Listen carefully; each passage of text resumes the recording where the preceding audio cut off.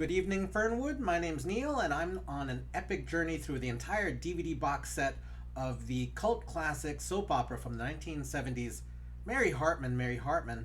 A few different things happened last episode, and we're heading into the January 15th, 1976 episode, but a few things happened last time, so I'll take a few notes on that. Tom found some books that Mary had checked out of the library, and he blew up at her. It was not very pretty. I had some emotional reactions to that. Their neighbors, Charlie and Loretta, are off to do their demo. Of course, they're bringing the Hartmans along with them, except for one member we'll be talking about in a second. On a totally different front, Roberta Wolashek, who is the psychiatric social worker for Grandpa Larkin, has confessed that she has fallen in love with Grandpa. Young Heather has sent Mary off to Loretta's recording session, and after she has gotten some privacy, even though there's a guard with her, she makes a phone call and has a very dramatic response to that. And that was a very brief summary of the January 14th episode. We're heading into January 15th, our 9th episode of the series. Let's get started.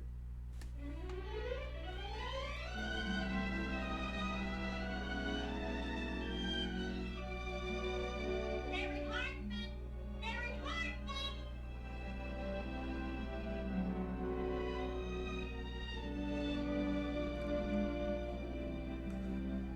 I don't play violin in any way, shape, or form.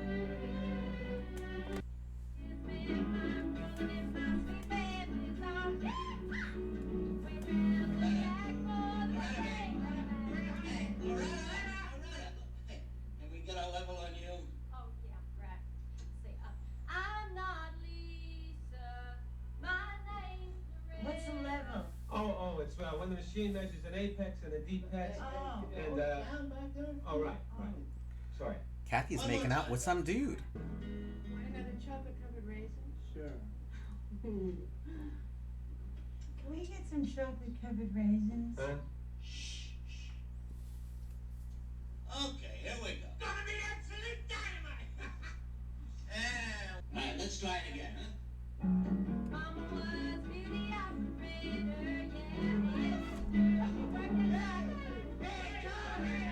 operator, yeah.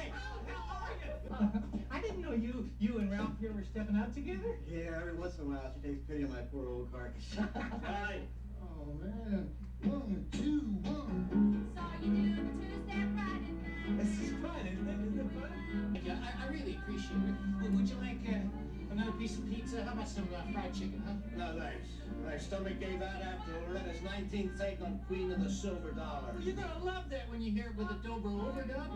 Are you talking to me? Are you walking and talking for the Lord? Are you traveling in his line every day and every night? Are you walking and talking for the Lord? If your soul said testify, would the world hear you reply? Are you walking and talking? You look good. Oh, Hey, Charlie! Well, why don't you help me finish this bottle of Southern Comfort, then we can move on to another bottle of Southern Comfort. I'm worried. Hello. How was your phone call? Oh, fine. For a phone call. Detective Johnson said that everything's all right. Detective? Our babysitter. Yes, our daughter is having a little problem. How's your lab? Can I see it? Detective Johnson said that Heather's depressed. He said that she's fine, but that she's very depressed. Tom? Hey, what? Tom is staring at May. Tom, I like the other one better. I like the fat one who wore the corrective shoes with the kidney failure. Hey, come on, will you? You haven't laughed like that in a long time. It's because you're embarrassed, isn't it? No, you're jealous. You're jealous. I am not. Could you? I mean, not without justification, but also Sure. she's jealous. And my very own sweet little angel. My superstar. Oh, Oh my goodness. Is she all right?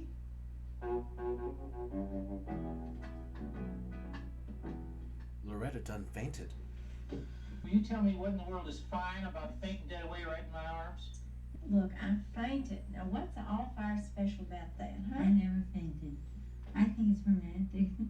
Oh, well, look, I love the way they do that in them old-fashioned movies, except it's always English people. I think English people must have real thin blood. Yeah. From what I understand, Victorian ladies fainted a lot because their clothes would not allow for good Follow my breathing. instinct. I want you to get a little rest, and then I want you to go see the doctor. You think you can get a little sleep? Honey, I'd like to get a little sleep too, No, really, honey, I want about maybe 45 minutes or so. I got to be at the plant in an hour and a half. Heather, how come you're up so early? I don't know. We just thought. Oh, I'm sorry, honey. We were going to have that talk, but the recording session lasted so long. I mean, I went along with the social worker psychologist bit, because I don't know what to do with Grandpa.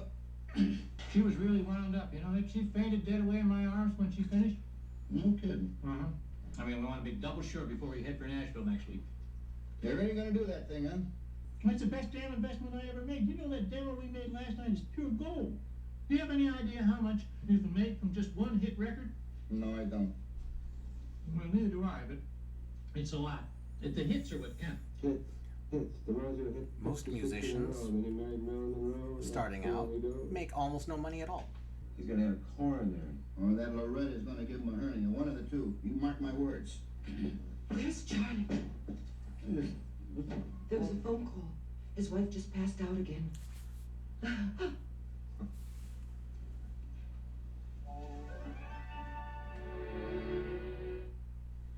I'm sorry, Brad. My father's right. The glamorous world of high fashion modeling is all too heady for me. I'm going back to my medical studies in Fletcher Falls, where I can be myself. Tune in again tomorrow for another life. Brought to you Hi, Mary, by- is it over yet? Yeah, she's going back to Fletcher Falls to study medicine. Oh, I think that's silly. I'd much rather be a high fashion model. Yeah. How come you look so fresh? You were up as late as I was. Probably later. What does that mean? Where did you go at 4 o'clock in the morning? Home? No, Mom paused by to in. Not the one in town, the one in the highway. What's the difference? Well, the one on the highway has waterbeds. You mean you can just say that to me? And closed circuit TV. Tell me, what's it like? What's it like? Well, it's like nothing special, really. I mean, Well, it's... what is it? Is it like down? No, I've had my head on a no, down. it's not like... It's like unrolling waves of what? Of what? Of what? You should know. I don't know. What do you think? I should reread those books I took out from the library. Corny and boring. I mean, if you want novelties, then you should order some of those novelties, like the kind that they advertise in the back of the Do magazine. that. I could never look the postman in the face. Miss Hartman, Yes, Detective Johnson. This is my sister Kathy. Hi. your daughter is missing. Heather? She went into the little girl's lavatory at school and failed to return. Oh my God. Oh my God, Heather's missing. Do not spray chemical near eye. Oh. Well, Hello? Oh, Tom. Look, Ma, there's a little excitement down here at the plant, and, Well, maybe her line's out of order. I'll run next door and tell her. Ma, really, no, Ma. Ma! Yes, sir. I know this wasn't supposed to happen. Mary Hartman! Mary Hartman! Oh, Mary, Tom's on the phone. He couldn't get through, and something's happening at the plant. Mother, Heather is missing. No, she isn't. She's at school. She went out the bathroom window, but we did send in the girl's vice principal. Tom's on the phone, and I think you should... talk to him, yes. Braids. I think in this period, Hello, Tom. a woman police officer was a rarity. Tom? And in media, it wasn't really a thing for another few He years. just called to let you know he's going to be late. Late? Why? He's never late.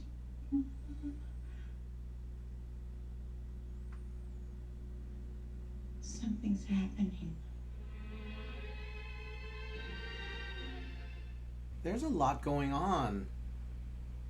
At the start of the episode, we're at the recording studio. I did not expect so many different elements to be happening. Of course, Loretta's doing the same couple songs. They both made me want to clap on 1 and 3. Kathy making out with a dude. May and her date, who was a non-entity as far as I'm concerned, she gives some attention to Tom, and that makes Mary jealous, and Mary gets territorial. And then at the end of the recording session, Loretta faints away, and then she's just apparently passing out again later. Of course, there's a plan that Charlie and Loretta are going to head to Nashville to start a recording career. He's very hopeful, but apparently also ignorant of the realities of being a working musician. I guess we'll see where that path goes. Lastly, Heather has snuck away from her security detail.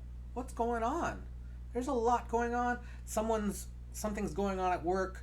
There's a lot of stirring going on right now. And I don't mean that in the domestic way, but like in my brain and my insides are just churning. I'll process one thing real quick, and that is the May character. I feel like it feels like she is being built up as the sex-starved divorcee, and not a pretty trope. I think in the decades since this show was on the air, the idea that divorced people are actually still people and they don't behave in stereotypes but have actual human needs. The reason I bring that up is because her first appearance, she's sort of coming on to Charlie, and then in her next appearance, she's kind of nuzzling up to Tom. Well, not nuzzling up, but, kind of sidling up to him. I'm not sure where that is going. It feels a little bit like a toxic trope, so I'll just call it out right here. Anyway, there's a lot going on in the show, and I am really, really excited to see what comes next. Thank you again for joining me on my journey. That was the January 15th, 1976 episode, and we will see you tomorrow night in Fernwood.